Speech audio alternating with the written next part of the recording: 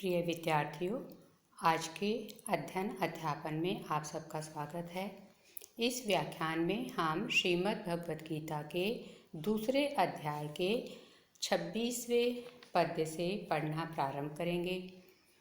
पिछले पद्यों में हमने देखा कि जगत गुरु श्री कृष्ण के द्वारा अपने शिष्य अर्जुन को आत्मा की नित्यता के आधार पर शोक नहीं करने का उपदेश दिया। आगे वे इसी क्रम में क्या कहते हैं अर्जुन को, यह हम पढ़ेंगे। पहला पद्य है 26वां। अथ चैनम नित्य जातम नित्यम वा मनसे मृतम तथापि त्वं महाबाहो नैवं शोचितुमर्हसि।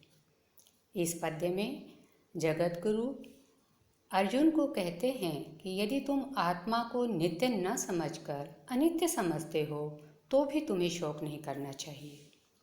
आत्मा को नित्य न समझकर अनित्य समझते हो तो भी शोक नहीं करना चाहिए। पढ़ते हैं।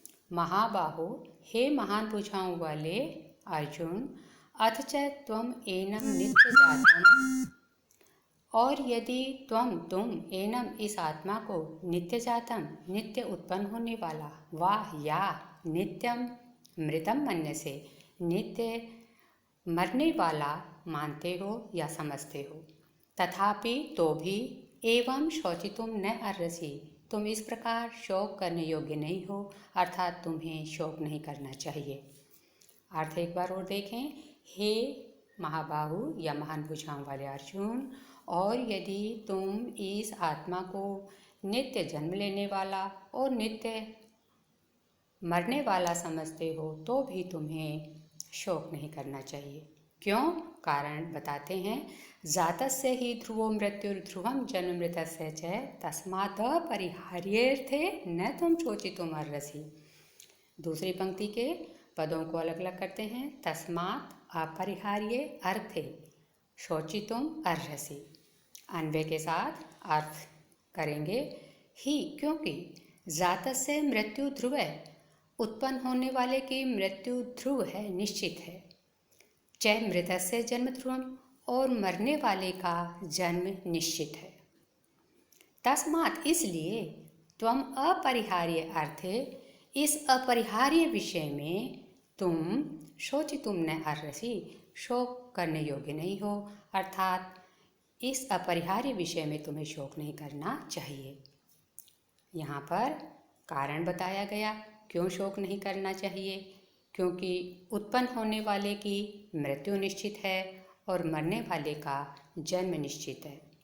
अतः इस अटल नियम को जानकर तुम्हें इस विषय में शोक नहीं करना चाहिए।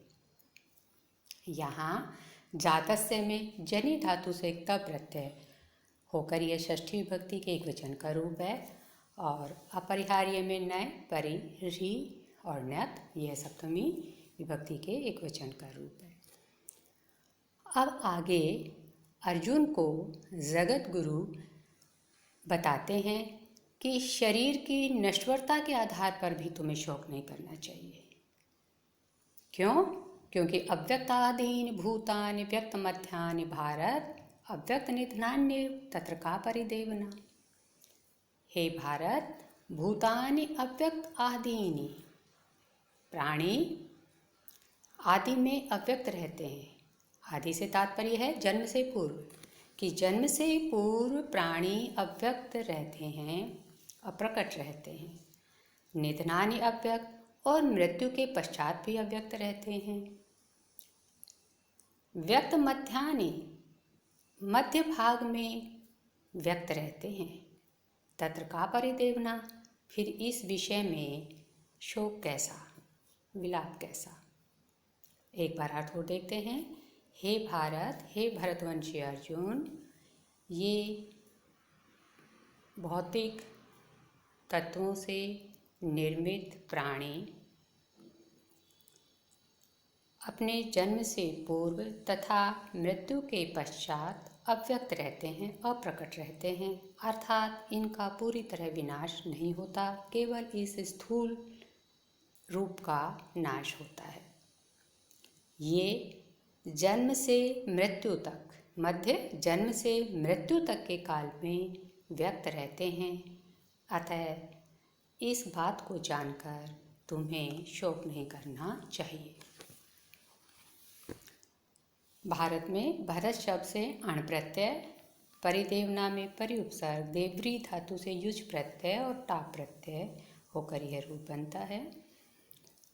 अब आगे आत्मा की दुर्विज्ञेयता और गहनता का कथन करेंगे जगत गुरु।